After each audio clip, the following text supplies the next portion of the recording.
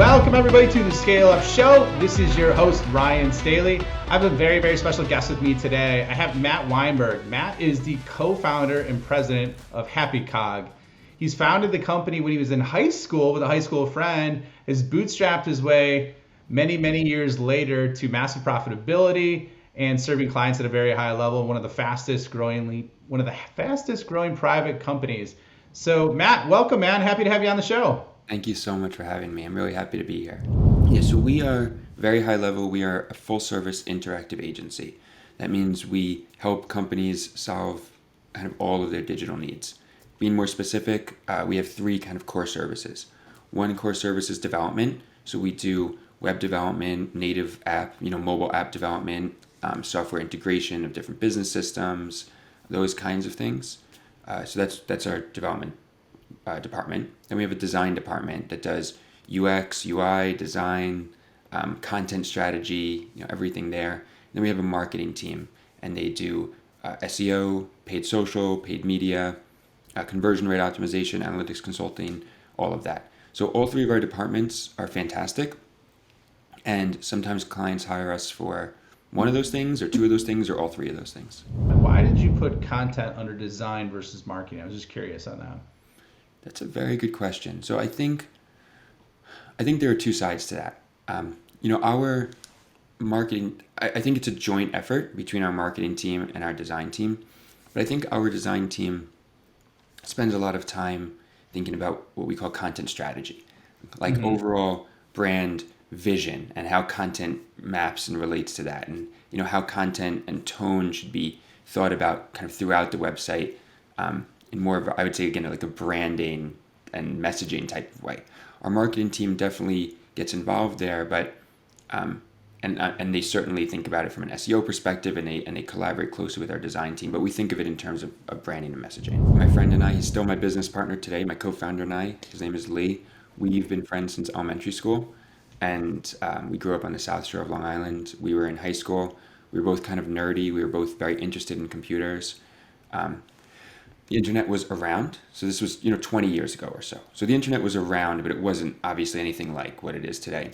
But we were both nerdy, both very into computers, and we started effectively a computer repair business for people, installing computers, getting them computers, helping them set it up. Back then it was a lot of work. People didn't understand. It was new to a lot of people.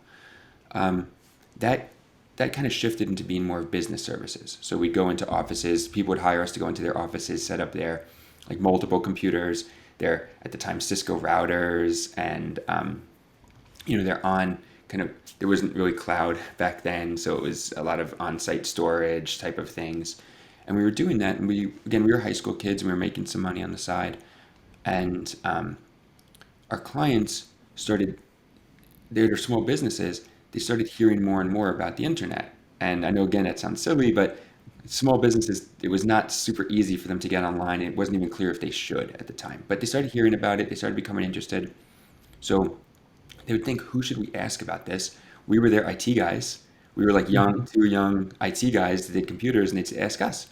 So Lee and I got kind of interested in it, and I think we quickly realized that that was the future. So once you hit $1 million in revenue, what did you do to make that next big jump? Yeah, so I think that we've had a couple of. So let me back up. We have always said that happy clients lead to more clients. That is the number one thing that we always tell people internally, that I always think about. If we make our clients happy, I strongly believe they will tell their friends about us, they will tell their colleagues about us, and we will get more business. So what we noticed is that over time, we've had to do a lot of process changes. When we hit $1 million in revenue, a lot of the processes we had around project management, around how we were servicing clients, communicating with them, it was starting to fail because we were getting bigger and we were doing bigger projects. And so our clients weren't as happy because we weren't doing as well for them. So there have been a couple inflection points like that. I think at probably 6 people, probably 15 people, at 50 people, and probably going through this now, where we needed to say, all right, we're working on bigger or a step change in the kinds of work we're doing. We need to reevaluate how we're doing those things. How do you create a $14 million business based on 99% inbound referrals? Happy clients. So I think one big thing is that we try to remember that we are in the client services business. The whole point of people hiring us is so that we can help them accomplish some goal they have. Nobody hires us, or nobody hires any agency because they just want to have fun. They have a business goal that they want to accomplish. And ultimately, they're going to pay us for our work, and we have to deliver work to them that's going to let them create more value than they paid to us. Whether that means that we're helping them make more revenue, we're helping them get more leads, we're helping them get more visibility, whatever their business goals are, we have to create more value for them than they pay us. Otherwise, there's no point in hiring us. So we try to really believe that, and act on it, and try to step back sometimes from our projects and say, what is the client actually trying to accomplish? What are we actually doing to help them accomplish that? If we think that they're asking us to do something that would be counterproductive to that, we talk to them about it instead of just kind of, blindly doing it, because we want to help them succeed. The other big thing we've done, and this has been absolutely key, and is something I'm shocked more agencies don't do, is we have a great recurring revenue model. So clients will often hire us for projects, and then a lot of times clients will kind of want to continue working with us, and they'll go on what we call a retainer, which is just a recurring. We guarantee them X amount of hours per month. They pay us X amount of hours per month, and we give them 30-day out clause on it. And it's helpful. A lot of our clients want to continue doing work. They want to continue doing bug fixes, improvements. Their business is changing. They have goals. That's allowed us to build a big business because we have a lot of revenue that we can be pretty confident is going to recur each month as well. So it's freed us to hire and to plan a lot better than other agencies. Where do you see, you talked about the future of tech in 2002, and that was basically almost like, I don't want to say an inception point of your business, but that's really what got things going. Where do you see the future of tech over the next 5 years? I think that there are a lot of technologies that we hear a lot about now that are hyped well beyond any real value that they're going to bring to businesses. I'm not talking about like crypto or anything. I'm talking about like some of these, you see all the time, just other, the technology of the week or whatever it might be. I feel very strongly that kind of the overarching line of technological progress in our industry has been making things easier for non-technical people to accomplish magic with software. That's one thing. So software is so powerful, technology is so powerful.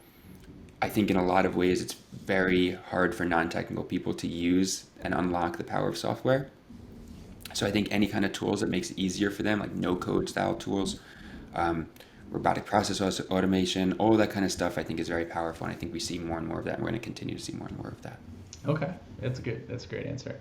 And then last question, where, like knowing what you know now, going back in a time machine when you first started your business, what advice would you give yourself? I would say that the focus on cash flow positivity is a good one. I would tell myself to maybe get a little bit more sleep. And I think that's important. I really do think that's important. And I would tell myself that I'm going to have, so one thing I've noticed is I have weeks that are great and I feel like I'm on top of the world and they're most amazing weeks. And I have weeks that are terrible and I feel like everything is falling apart. And I would tell myself that that's just part of being an entrepreneur, that I very rarely have a regular week. I have like amazing weeks and I have terrible weeks. And hopefully over time, it not only evens out, but trends up. But I would tell myself that that's okay. And that's kind of just what to expect as part of this journey. That's great advice. I love that. So where can people find you? Where can they learn more about you and Happy Cog? Sure. So we are happycog.com, happycog.com. We're Happy Cog on all the major social platforms as well. I'm personally MRW on the social platform, so twitter.com/MRW. I was an early adopter, I guess. Nice. And yeah, my email address is, in case anyone wants to reach out, is matt@happycog.com, matt@happycog.com. Awesome. Well, absolutely love this. Once again, like I say this all the time, but whenever I have episodes, a lot of times they go in directions that I never even thought of. So to hear that you got 99% inbound referral business with one salesperson at 14 million in revenue that you bootstrap from when you were in high school is absolutely amazing. So It was a pleasure having you on, and I really appreciated hearing your story and your journey and just your view on how to work with people. Thank you so much for having me. It was a great conversation. Yeah, thanks, man.